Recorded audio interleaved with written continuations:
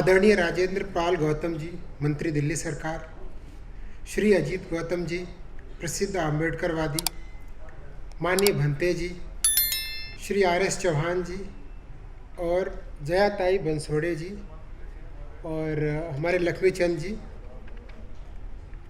आप सभी को सबसे पहले मैं हमारे जो माननीय अध्यक्ष जी हैं अनिल प्रथम जी, उनकी ओर से वो किसी वजह से आ नहीं सके तो उनका मैसेज एक बार पढ़ना चाहूँगा।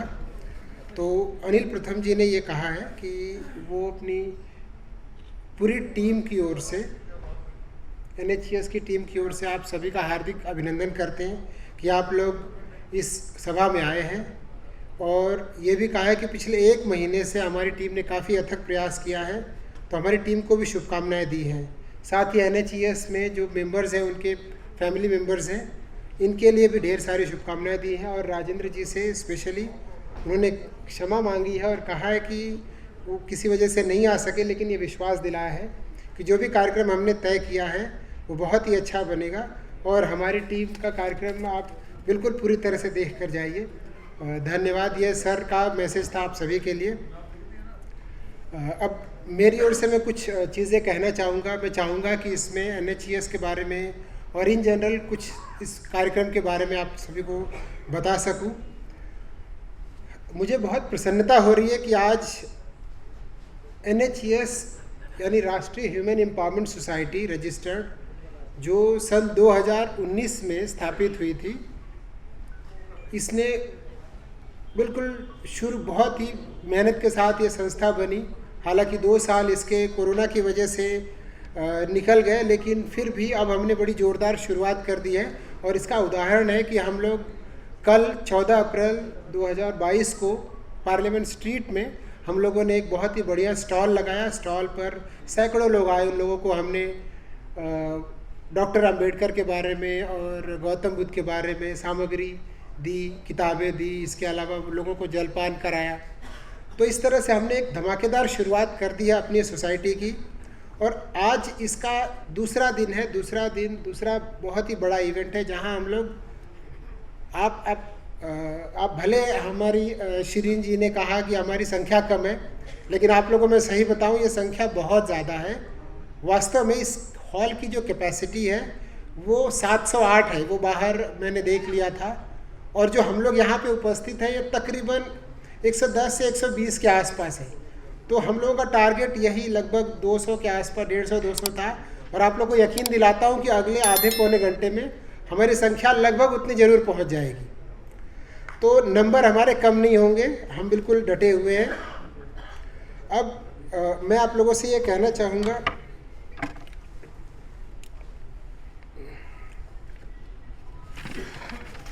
कि हमारी संस्था ने जो सबसे महत्वपूर्ण काम किया, अभी हाल फिलहाल काफ़ी महीनों से शुरू है, जिसमें हम लोग एक टिकली गांव है गुड़गांव में, वहाँ पर एक स्कूल है। वहाँ पर हम लोग प्रति माह कुछ पैसे बच्चों के स्कूल के लिए भेजते हैं उस स्कूल में, ताकि वो अपने स्कूल शिक्षक की व्यवस्था कर सके और अन्य सुविधाएं दे सके। हमारी NHS की संस्था हर महीने उन्हें भेजती है। और पिछले हम कुछ दिन पहले वहाँ पर गए थे। वहाँ जाकर हमारी टीम ने उनसे, बच्चों से सवाल पूछा कि बच्चों ये बताइए कि क्या क्या बनना चाहते हो। तो उनमें किसी ने कहा मुझे पुलिस बनना है, किसी ने कहा मुझे जज बनना है, किसी ने कहा मुझे फ़ौज में जाना है। तो उन लोगों के सपने देखकर हम सारे जो पदाधिकारी वहाँ गए हुए थे, हमें भी बहुत उन बच्चों के ऊपर गर्व हुआ कि सोचो कि ये बच्चे इतना ख्वाब देखते हैं।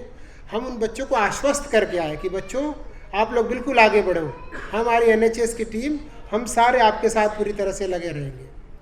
बिल्कुल उसी तरह से यहाँ पे जितने उपस्थित बच्चे हैं उनको भी मैं आश्वस्त करना चाहूँगा अपनी टीम की ओर से, हमारी NHS की टीम की ओर से, कि आप लोग भी आगे बढ़िए और आप लोग भी बेहतर करिए। हमारी पूरी NHS की टीम आप लोगों के साथ हमेशा रहेगी। इसी की कड़ी में हम लोगों ने बच्चों के लिए जो 10वीं और 12वीं में पिछले 2 सालों में 2020 और 21 में जो उन लोगों ने अच्छे नंबर लेकर आए हैं, मोर देन 80%, 80% से ज़्यादा नंबर, उन सारे बच्चों को हम लोगों ने फेलिसिटेट करने का निर्णय लिया है। और आज वो काम होने जा रहा है। उन सारे बच्चों को एक बार रिक्वेस्ट करूंगा मैं कि एक बार मुझसे मिलने, मैं स्टेज पर नीचे आऊँगा मुझसे मिलने और अपना नाम एक बार बता दें, तो उन बच्चों को, हमारे पास पूरी लिस्ट है, लेकिन अगर कोई और एडिशनल बच्चा आना चाहता है तो उसको भी हम फेलिसिटेट करेंगे। सॉरी। इसके बाद इसी तरह से ये तो कार्यक्रम की रूपरेखा हो गई, लेकिन ये कार्यक्रम बिना डॉक्टर बाबा साहब अम्बेडकर के बारे में बोले बिना कंप्लीट नहीं हो सकती। तो शुरुआत करूंगा कि डॉक्टर बाबा साहब अम्बेडकर के बारे में, कॉरेडिमल कॉलेज जहाँ मैं पढ़ाता हूँ, तो वहाँ पे मैंने बच्चों से कल एक प्रोग्राम करके बच्चों से सवाल पूछा कि भाई आप लोग बाबा साहब अम्बेडकर के बारे में कुछ कुछ बातें बताइए। तो सारे बच्चों के पास बड़ी कॉमन सी चीज़ें थी, जैसे कि बाबा साहब ने संविधान लिखा, वो दलितों के मसीहा थे, वो उन्होंने वंचितों के लिए काम किया, उन्होंने आरक्षण का प्रावधान किया। ये सारी चीज़ें बताई गई जो बहुत ज़्यादा नहीं है। बाबा साहब का काम अगर देखेंगे तो ये उसका मुश्किल से 5% 10% काम होगा। इसके अलावा भी इन्होंने इतने सारे काम किए हैं, मैं इसमें 2-3 काम जरूर बताना चाहूँगा ताकि आप लोगों को भी पता लगे कि बाबा साहब की क्या क्या एक्टिविटीज़ थी। जब बाबा साहब पीएचडी कर रहे थे तो उन्होंने किताब लिखी थी, द प्रॉब्लम ऑफ रूपी, इट्स ओरिजिन एंड सॉल्यूशंस। इस किताब में उन्होंने बाबा साहब ने जो इंडियन रूपी है, इसके बाद इसका कैसे ओरिजिन हुआ, किस तरह से अंग्रेजी शासन में उसका विस्तार हुआ, उसके बारे में बड़े विस्तार से लिखा। 1920 के आसपास ये पब्लिश हुई यूरोप में, इंग्लैंड में। अच्छा, इसके कुछ सालों के बाद करीब 1926 के आसपास यूरोप से, यानी ब्रिटिश अंग्रेजों की एक टीम आई भारत में आरबीआई के गठन के लिए। उनका नाम था हिल्टन कमीशन। तो उस कमीशन में 6 मेंबर थे और उनका काम ये था, उनको टारगेट दिया गया था कि आप लोग को आरबीआई की स्थापना करनी है, आप भारत जाइए, देखिए कि कैसे करना है। जब वो भारत आए तो उनके हाथ में, सारे मेंबर्स के हाथ में बाबा साहब की वही किताब थी, द प्रॉब्लम ऑफ रूपी। आप सोचिए, आपको गर्व होता होगा कि बाबा साहब की लिखी हुई किताब से उन लोगों ने बाबा साहब को बुलाया, उन्हें ये कहा कि आप लोग, बाबा साहब को बुलाकर पूछा कि भाई कैसे आरबीआई की स्थापना करनी है, और उसके बेसिस पर उन्होंने आरबीआई की स्थापना 1935 में की, आरबीआई एक्ट के द्वारा। तो ये बहुत बड़ी उपलब्धि है। मैं आपको बताऊं, अभी 2016 में बाबा साहब की जन्म के 125 वर्ष हो गए थे। तो इसके उपलक्ष्य में आरबीआई ने एक नोट निकाला, 10 रुपये का सिक्का निकाला, जिसमें बाबा साहब के उन्होंने डेडिकेट किया है। तो ये है बाबा का उपकार, न तो आरबीआई भूल सकता है, न तो हम लोग भूल सकते हैं, और हमें बिल्कुल याद रखना चाहिए।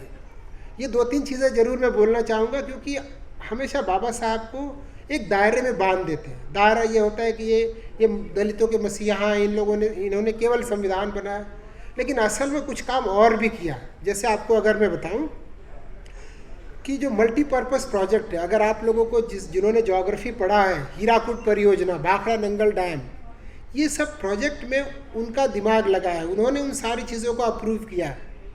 आप सोचिए कि वो आदमी कितना टैलेंटेड था, जिसने इतनी सारी एक्टिविटीज़, इतने सारे काम एक साथ किए।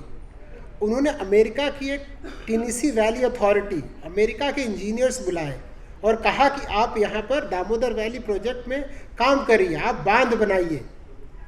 तो और उसके लिए उन्होंने सरकार को रेकमेंड किया 55 करोड़ रुपए, जो दामोदर वैली में एक जो डैम है, पहला डैम जो था तिलैया, उसके लिए उन्होंने 55 करोड़ गवर्नमेंट को रेकमेंड किए। तो ये काम है जो उन्होंने किए हैं, और मैं चाहूँगा कि हमारे बच्चे ये सब छोटी छोटी चीज़ें, लेकिन बहुत महत्वपूर्ण चीज़ें ज़रूर जाने।